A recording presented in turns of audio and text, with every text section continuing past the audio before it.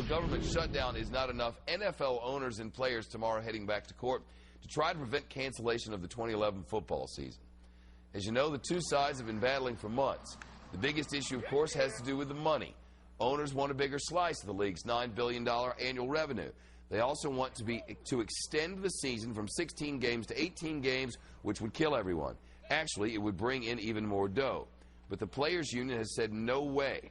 And now players want an injunction that would stop the lockout. And I feel like we should take this to the lawyers. With us now, former prosecutor Mark Eiglarsh and defense attorney David Wohl. No, this is not the Megyn Kelly program, and I'm not Megyn Kelly.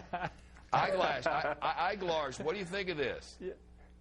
I think that the judge is going to rule in favor of the players. You know, what happens is the owners, every year they argue the same thing. We're not a monopoly. For 4 decades, they've been arguing the same thing. We're not a monopoly.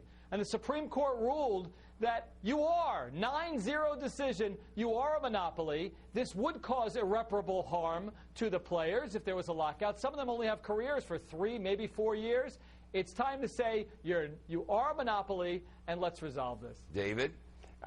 You know, this is a labor dispute which doesn't involve the courts, shouldn't involve the court, but when it's convenient, the players say, we'll decertify the union in a sham decertification, and then we'll sue the owners. And that's what's happening here. The problem is the Supreme Court actually decided that they're not in a monopoly. They're a cartel of 32 independent businesses, all of which listen now, they set their own salaries for players, they set their own ticket prices, they set their own souvenir prices. Also, there's the Arena Football League and the United Football League. So there are other options for the players. I think the judge is going to decide that it's not a monopoly. You're going to say, get back to that bargaining table, you rich millionaire bickering whiners.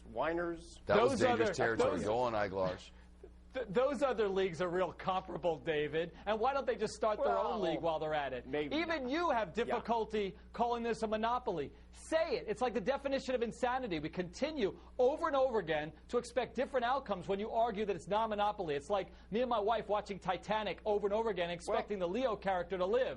He dies. So is this argument. It's really not, though. It really isn't. They're independent businesses. Look, they can all sign players to whatever they want. They all have so much independence and autonomy when it comes to every business decision. And listen, they've gotten together in this case, the 32 teams, and said, you know what? We're going to keep all these players out of the practice arenas. We're going to keep everybody out. It's going to be a lockout until we can reach some kind of a reasonable agreement. And you know something? When the average salary in the NFL is $1.3 million a year, the NFL Players Association is going to have a hard time getting a lot of sympathy from me or anybody else for that matter. Well, it's not about you. It's about the judge. And this judge, for years, battled against big companies like Big Tobacco. She was a big-time plaintiff's lawyer. And I think her heart will go to the 1,700 players and not the 32 billionaire team owners. You know what, Mark?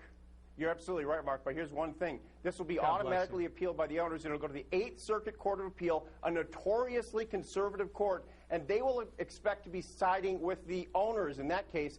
And so then we'll be at about July or August, no football. It'll be a huge loss to the fans, to the players, to the owners, and these guys got to get back to the table and, you know, make something happen. David Wohl and Mark Eiglarsh, very impressive. Thank you very much for playing, and have a wonderful day. Thank you, Chef. Attention employers, working your staff more than 11 hours a day could give them serious health problems.